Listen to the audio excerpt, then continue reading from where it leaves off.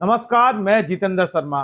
Pink city press club Jaipur के घमासान का अब वो दिन आ गया जिस दिन चुनाव होना है, यानी कि 30 मार्च। और 30 मार्च आज हो चुकी, यानी कि रात के 1:19 हो रहा है जब मैं ये वीडियो शूट कर रहा हूं। क्योंकि करीब 12 बजे तक तो हम प्रेस क्लब में ही बैठे थे और चुनावी चर्चा कर रहे थे, लेकिन अब 12 के बाद 30 मार्च हो जाती है। और 30 मार्च को आज यानी कि सुबह 9 बजे से 5 बजे तक मतदान होगा। और मतदान की पूरी तैयारियां निर्वाचन जो टीम है, मुख्य निर्वाचन अधिकारी LL शर्मा के और उनकी जो सहयोगी टीम है, पूरी तैयारी हो चुकी है। अब थोड़ा सा हम जो योद्धा मैदान में लड़ रहे हैं उनके बारे में कुछ बात करना जरूरी हो गया। और यही कारण है कि आज रात को 1:19 पर हमें ये वीडियो शूट करना पड़ा है, क्योंकि हमें सुबह चुनाव से पहले ये वीडियो पब्लिश कर देने हैं। और सीधा अब बात करते हैं अध्यक्ष पद के जितने भी उम्मीदवार लड़े हैं उनके बारे में छोटा सा विश्लेषण और सटीक विश्लेषण आज हम करेंगे, उनके बारे में जानेंगे और फिर ये तय करेंगे कि मतदाता आखिर इस बार किसको यहां पर लेकर आएंगे। तो बारीकी से हम बात करते हैं। नंबर 1, भागीरथ। अध्यक्ष पद के उम्मीदवार भागीरथ एक नया चेहरा जरूर है और राजनीतिक का थोड़ा सा अनुभव है, कुछ करने की ललक है, कुछ करने की कैपेसिटी है और इतनी बड़ी हिम्मत उन्होंने दिखाई कि अध्यक्ष पद के लिए उन्होंने अपनी दावेदारी पेश की। लेकिन कहीं ना कहीं होकर जो राजनीतिक अनुभव है, उस अनुभव का जो खामियाजा इस बार भागीरथ को उठाना पड़ सकता है। लेकिन यहाँ दूसरा इसके जो दूसरा पहलू है वो इतना ठोस और मजबूत पहलू है कि इतना बड़ा कदम उन्होंने पिंक सिटी प्रेस क्लब के चुनाव को लेकर उठाया कि एक बहुत युवा चेहरा है। और युवा चेहरा होने के बाद भी जितने दिग्गज इस बार जो दिग्गज और यानी कि एक वरिष्ठ पत्रकार भी जो पूर्व अध्यक्ष रह चुके हैं, उनके सामने इस तरह की ताल ठोकना अपने आप में एक बहुत बड़ा अनुभव भागीरथ को होगा। और भागीरथ को इस बार नहीं तो कम से कम आगे आने वाले बार में जरूर बहुत बड़ी जो सफल कामयाबी हासिल होगी। और इस बार कहीं ना कहीं होकर नुकसान उठाना पड़ सकता है भागीरथ को। दूसरी बात करते हैं वीरेंद्र सिंह राठौड़, यानी कि बिल्लू बना। पूर्व में पिंक सिटी प्रेस क्लब के अध्यक्ष रह चुके हैं, ये एक बार नहीं एक बार से ज्यादा रह चुके हैं, वरिष्ठ पत्रकार हैं, यहां तक भी ठीक है, पकड़ बहुत मजबूत है, राजनीति में पकड़ मजबूत है, वोटरों के प्रति काफी पकड़ मजबूत है। लेकिन इनका एक जो कमी है वो ये कमी है कि काफी दिनों बाद एक जो काफी राजनीति में जब गैप पड़ जाता है तो वो गैप कहीं ना कहीं होकर एक कैंडिडेट जो उम्मीदवार होता है उसको भारी पड़ता है।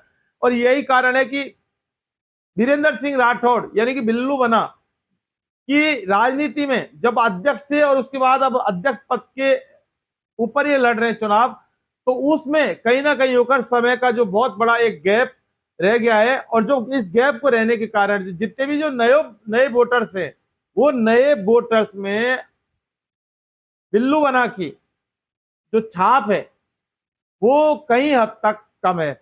यानी कि जो पुराने जो मतदाता हैं उनमें बहुत बड़ी छवि बिल्लू बना की है, कैपेसिटी है और वो मतदाता सीधा जानते हैं। लेकिन जो नए मतदाता हैं उनसे सीधा कनेक्शन कहीं ना कहीं होकर बिल्लू बना की एक बहुत बड़ी यहाँ इस चुनाव में कमी रहेगी। और इसी चीज का एक तो गैप और दूसरा नए मतदाताओं के बीच में जो डायरेक्ट जो कनेक्शन होता है एक कैंडिडेट का, उसका नुकसान वीरेंद्र सिंह राठौड़ यानी कि बिल्लू बना को यहां उठाना पड़ सकता है। राधारमन की बात की जाए, राधारमन पूर्व में अध्यक्ष कई बार रह चुके हैं और अभी पिछली कार्यकारिणी में भी ये अध्यक्ष रहे।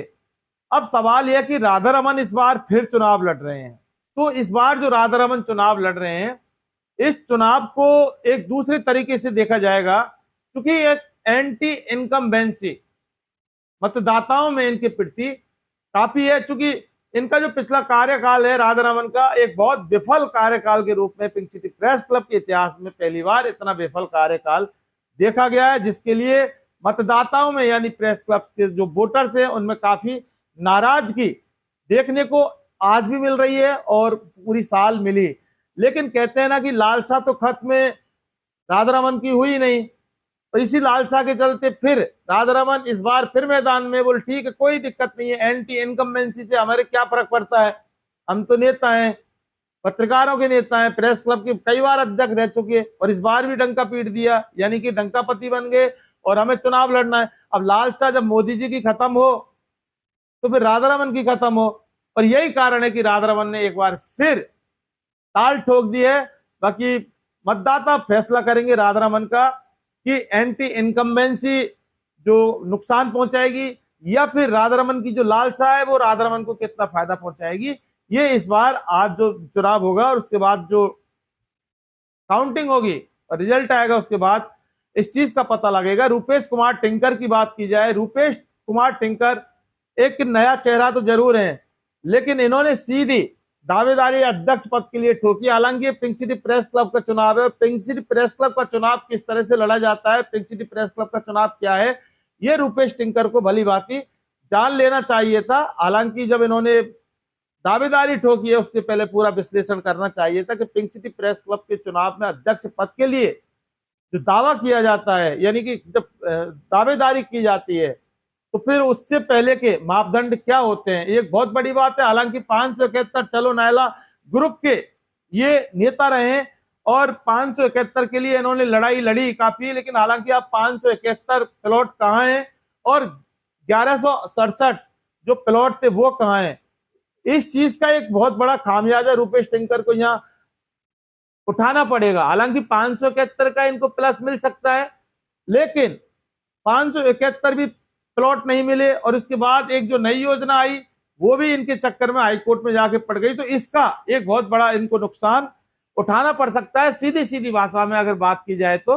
हालांकि कुछ सपोर्टर्स हैं 571 चलो नायला के जो इनके साथ पूरी तरह से कंधे से कंधा मिलाकर खड़े हैं, और कुछ बुजुर्ग जो मतदाता हैं, बुजुर्ग जो यहाँ के जो वरिष्ठ पत्रकार हैं, उनका थोड़ा बहुत सहयोग मिल सकता है। लेकिन सवाल यह कि 571 जो नायला ग्रुप को लेकर ये पूरी तरह से जब नेता बने और इन्होंने दावेदारी ठोक दी, लेकिन सवाल यह कि पिंक सिटी प्रेस क्लब की दावेदारी तो ठोक दी रूपेश टिंकर ने, लेकिन प्लॉटों का आज तक कहीं अता पता नहीं है। हाँ, इतना जरूर पता है कि वो माननीय राजस्थान उच्च न्यायालय की शरण में पड़े इंसाफ के लिए। और दूसरी बात यह है कि अब बात करते हैं कि ये 4 कैंडिडेट हो गए, भागीरथ वीरेंद्र सिंह राठौड़ यानी बिल्लू बना, राधारमन शर्मा, रूपेश टिंकर। अब 2 कैंडिडेट और बचे हैं। अब 2 कैंडिडेट में एक महिला शक्ति की बात करते हैं, वो है महिला शक्ति बबीता शर्मा, पहले उपाध्यक्ष रह चुकी हैं, काफी दबंग पत्रकार के रूप में जानी जाती हैं और जब रही तो काफी विवाद हुए, लेकिन हालांकि वो घर की बात होती है। लेकिन इस बार इनका ये मानना है कि क्या पिंक सिटी प्रेस क्लब के जो वोटर्स हैं वो परिवर्तन चाहते हैं, क्या वो चाहते हैं कि पिंक सिटी प्रेस क्लब में इस बार जो महिला अध्यक्ष की सरकार हो, और जब हर जगह राजनीति में महिलाओं का एक वर्चस्व है और महिला मुखिया के रूप में काम करती हैं, तो क्यों ना इस बार पिंक सिटी प्रेस क्लब में मुखिया के रूप में यानी कि प्रेस क्लब की रानी के रूप में एक महिला को देखा जाए। और इसीलिए बबीता शर्मा का मानना है कि इस बार पिंक सिटी प्रेस क्लब में परिवर्तन की बयार होनी चाहिए, और इसी को लेकर दावेदारी ठोकी बबीता शर्मा ने। हालांकि अब एक दूसरा पहलू इसके तरफ जाकर अगर देखते हैं तो क्या मतदाता इस बार इस महिला शक्ति को स्वीकार करेगी या फिर आगे आने वाले जो वक्त के लिए इनको एक समय देगी, ये एक बहुत बड़ा असमंजस की स्थिति देखने को मिल रही है। और सवाल ये भी है कि कुछ समय से जो मतदाताओं से सीधा कनेक्शन है बबीता शर्मा का खत्म हो गया था, तो इसका कहीं ना कहीं होकर खामियाजा बबीता शर्मा को भुगतना पड़ सकता है। हालांकि बहुत बड़ी दृढ़ इच्छा शक्ति के को लेकर इन्होंने जो अपनी दावेदारी ठोकी, ये बहुत बड़ा सराहनीय कदम है कि पिंक सिटी प्रेस क्लब में महिला सरकार होनी चाहिए, महिला अध्यक्ष होनी चाहिए, ऐसा हम भी मानते हैं। हमारा भी मानना है कि क्यों ना होना चाहिए। जब बड़े बड़े सरकारों में, बड़ी बड़ी पार्टियों में जो महिला बड़े बड़े पदों पर राजनीति कर रही है, तो पिंक सिटी प्रेस क्लब में एक महिला अध्यक्ष क्यों नहीं हो सकती, बिल्कुल होनी चाहिए और होना भी चाहिए और परिवर्तन होना चाहिए। आज के बाद अब बात करते हैं लास्ट अभय जोशी।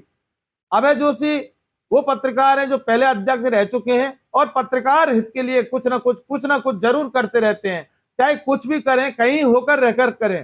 भारतीय प्रेस पत्रकार संघ से अभी जुड़ने के बाद इन्होंने एक पत्रकारों के लिए एक बहुत बड़ा काम किया, और वो काम ये था कि पत्रकारों को मान सम्मान और सुरक्षा आज राजस्थान के पत्रकारों को अगर मिला है तो फिर ये सिर्फ अभय जोशी के पीछे मिला है। और अभय जोशी ने पिछली कार्यकाल में पत्रकारों के लिए काफी कुछ किया, बहुत कुछ किया, और इस बार भी वो करने का मादा रखते हैं, करने की शक्ति रखते हैं।